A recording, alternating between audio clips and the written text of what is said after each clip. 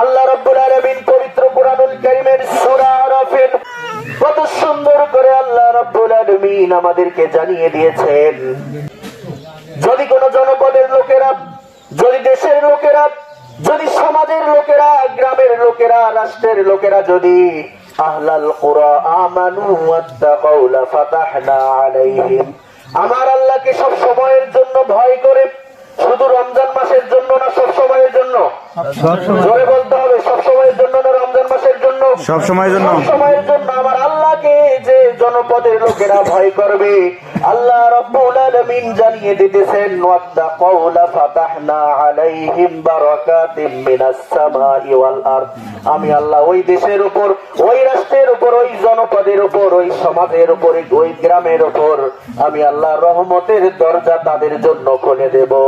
সুবহানাল্লাহ। সুবহানাল্লাহ।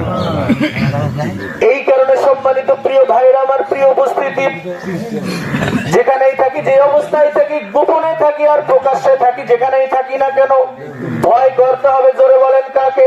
আল্লাহ। আল্লাহকে যদি ভয় করতে পারি তাহলে আমার মাধ্যমে কোনো পাপ হতে পারে না, আমার মাধ্যমে কোনো চুরি হতে পারে না, আমার মাধ্যমে কোনো ডাকাতি, ধর্ষণ, খুন খারাপি, হত্যা, রাহাজানি, লুটতরাজ হতে পারে না। ঠিক কিনা বলেন? ঠিক। এই কারণে আল্লাহকে ভয় করতে হবে।